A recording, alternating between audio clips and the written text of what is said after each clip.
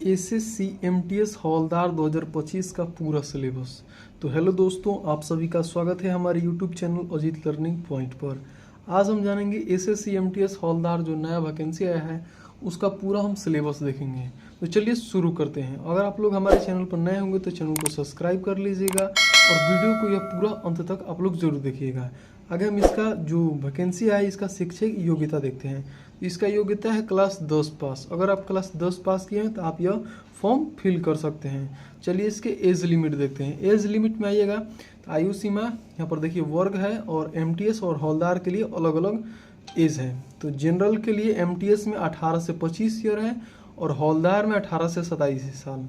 OBC वर्ग में MTS के लिए 18 से 28 साल है और हवलदार में 18 से 30 साल तक भर सकते हैं। और एससी और एसटी में 18 से 30 है एमटीएस के लिए और हवलदार के लिए 18 से 32। चलिए अब हम आगे देखते हैं। ये एज लिमिट हो गया। अब आगे देखते हैं परीक्षा का पैटर्न कि आखिर एग्जाम में कितने कितने मार्क्स का पूछा जाता है क्वेश्चन, आखिर कौन सा सब्जेक्ट रहता है और प्रश्न कितना रहता है और अंक कितना रहता है और एग्जाम कितना दिया जाता है। तो एसएससी एमटीएस हवलदार परीक्षा pattern paper 1 CBT computer based test है। सत्र 1 और सत्र 2 यहाँ पर देखिए सारा हम बताए हुए हैं तो समझिएगा। देखिए सत्र 1 और सत्र 2 देखिए दोनों एग्जाम में ये 90 मिनट का होगा, दोनों एक ही साथ होगा। पहला है कि देखिए सत्र 1 जो लिखे हैं इसमें गणित और रीजनिंग होगा, दोनों का पेपर एक साथ होगा। जस्ट 45 मिनट बाद आपका सत्र 2 पर चला जाएगा ऑटोमेटिक, वहां से उठना नहीं है या ब्रेक भी नहीं मिलेगा, तो सत्र 2 पर ऑटोमेटिक चला जाएगा। तो सत्र 1 में गणित और रीजनिंग रहेगा, इसका प्रश्न 20-20 रहेगा, अंक 60-60 यानी कि एक प्रश्न 3 मार्क्स का रहेगा। और सत्र 2 में 2 सब्जेक्ट है, सामान्य ज्ञान और अंग्रेजी।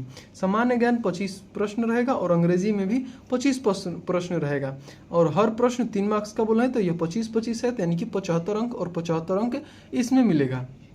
देखिए हम आपको एक बात बताते हैं कि जो गणित और रीजनिंग है इसमें न्यूनतम मार्क्स भी है, तो हम आपको आगे बताएंगे कि आखिर आपको कितना नंबर लाना है ताकि आप इस एग्ज़ाम को क्वालिफाई कर लीजिएगा। तो चलिए हम आगे देखते हैं। यहाँ पर देखिए एमटीएस में केवल पेपर आपको देना होता है। देखिए जो एमटीएस और हवलदार 2 है वैकेंसी, इसमें केवल एमटीएस में आपको पेपर देना है। जैसे कि हवलदार में पेपर प्लस फिजिकल होता है, दोनों होता है, तो हवलदार के लिए पेपर और फिजिकल है, लेकिन एमटीएस में केवल आपको पेपर देना है। कुल प्रश्न रहता है 90 और कुल अंक होता है 270 अंक का होता है यह एग्जाम। समय आपको 90 मिनट मिलेगा, एक 90 मिनट लगातार मिलता है। यह नहीं कि 45 मिनट का एक एग्जाम होगा 45, दोनों एग्जाम पेपर 1 में हम आपको बताएं कि जस्ट उसके बाद ही सत्र 2 जो पेपर होता है वो चालू हो जाता है।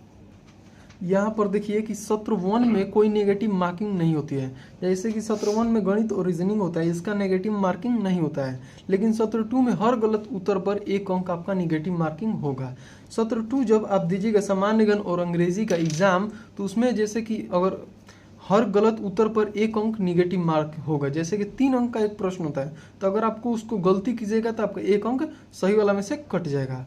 अब इसका हम देखते हैं कि आखिर अंक कितना लाएंगे ताकि हमारा यह एग्जाम है वो क्वालिफाई हो जाए। तो देखिए यूआर और ओबीसी और ईडब्ल्यूएस सबका लिए हम बना कर रखें। यूआर में 30% आपको लाना है, ओबीसी और ईडब्ल्यूएस में 25% लाना है और ऑल अदर कैटेगरीज जो है उसमें आपको 20% लाना है। यह सबसे न्यूनतम मार्क्स है। देखिए अगर आप लोग सत्र 1 में जैसे कि हम आपको देखिए बताते हैं गणित और रीजनिंग जो होगा एग्जाम, उसमें अगर आप लोग इतना मार्क्स नहीं लाते हैं तो आपका जो सत्र 2 का पेपर है वो चेक ही नहीं होगा।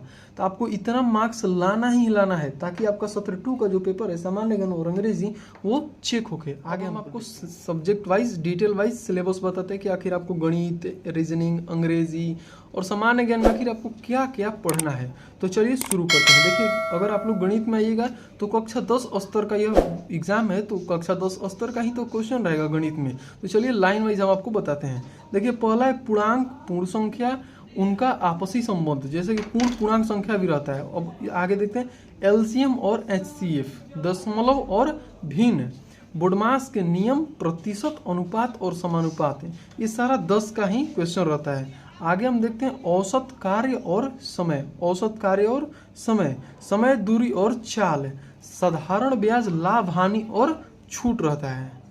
क्षेत्रमिति में से क्वेश्चन रहता है जैसे त्रिभुज, वर्ग, आयत आदि का क्षेत्रफल और परिमाप रहता है। सामान्य क्वेश्चन जो आप लोग 10 में पढ़े रहते हैं तो वही रहता है। और वर्गमूल, घनमूल, सरल ग्राफ और तालिकाएं और आंकड़ों का व्याख्या रहता है। अब हम आगे देखते हैं कि रीजनिंग में आखिर कौन कौन सा पढ़ना रहता है। रीजनिंग में आप आइएगा तो रीजनिंग में आपको पढ़ना रहता है, जो चैप्टर होता है वो कोडिंग डिकोडिंग होता है, संख्या और एवं वर्णमाला श्रृंखला है, उपमा यानी कि एंजल्स, और वन ऑड ऑन आउट रहता है, दिशा का ज्ञान, रक्त संबंध, कैलेंडर, घड़ी आधारित प्रश्न रहता है, आयु संबंधित प्रश्न रहता है, और वेन डायग्राम जो होता है, वेन आरेख, और शिलाजिज्म, और चित्र आधारित तर्क, पजल और बैठने की व्यवस्था जो होता है क्वेश्चन, ये सब रीजनिंग में आपको आता है। दर्पण और जल प्रतिबिंब संबंधित क्वेश्चन रहता है। यहाँ पर आप लोग देख लीजिए, यहाँ पूरा आपको सिलेबस हो गया। अब हम आपको इंग्लिश में बताते हैं कि आखिर अंग्रेजी में कौन कौन सा चैप्टर रहता है। अंग्रेजी में आपको शब्दावली यानी कि यह पढ़ना रहता है, और पर्यावरण एवं विलोम शब्द, पर्यावरण और विलोम शब्द रहता है, और वाक्य सुधार और त्रुटि पहचान रहता है अंग्रेजी में। रिक्त स्थान पूर्ति रहता है, वाक्य क्रम व्यवस्था रहता है, एक शब्द प्रतिस्थापन रहता है, मुहावरे और लोकोक्तियाँ होती है, समझ बूझ आधारित अनुच्छेद होता है, और सही वर्तनी की पहचान होता है।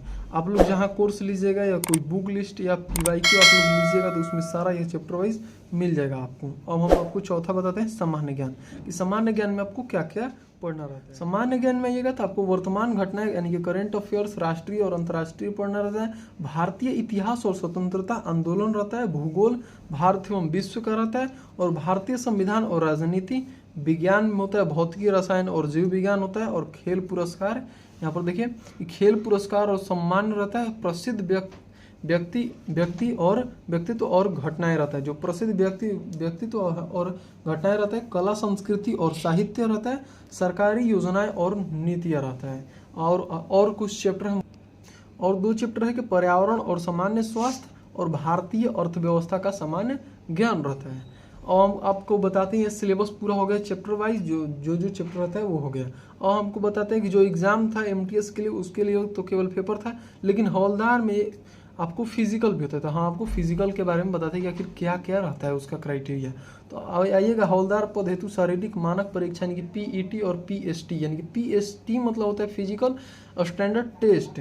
फिजिकल स्टैंडर्ड टेस्ट पुरुष उम्मीदवारों के लिए देखिए क्या क्या होता है, जैसे क्राइटेरिया क्या होता है वो हम आपको बताते हैं। लंबाई होता है न्यूनतम 157.5 सेंटीमीटर, आरक्षित वर्ग को छूट लागू, यानी कि जो आरक्षित वर्ग के लोग हैं उनको कुछ छूट मिलेगा। और छाती में आपको बिना फुलाए 81 सेंटीमीटर और फुलाकर 86 सेंटीमीटर करना है, यानी कि 5 सेंटीमीटर का फुलाव जरूरी है। महिला के उम्मीदवारों के लिए यहाँ पर लंबाई है न्यूनतम 152 सेंटीमीटर, कुछ वर्गों को छूट भी है। वजन में आइएगा तो न्यूनतम 48 kg है, और SC और ST को भी छूट इसमें मिलता है।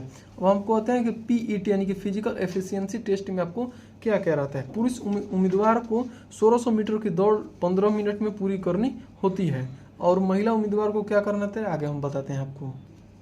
महिला उम्मीदवार को 1 किलोमीटर की दौड़ 20 मिनट में पूरी करनी होगी। महिला उम्मीदवार को 1 किलोमीटर का दौड़ केवल 20 मिनट में पूरा करना रहता है। तो यही आपका SSC MTS हवलदार जो 2025 है उसका यह पूरा सिलेबस है। तो आपको अगर वीडियो अच्छा लगा होगा तो वीडियो को लाइक कीजिएगा, और चैनल को आप लोग जरूर सब्सक्राइब कर लीजिएगा, ताकि हम अपडेट आपको देते रहें न्यू वीडियो। तो चलिए, बहुत बहुत धन्यवाद वीडियो को अंत तक देखने के लिए।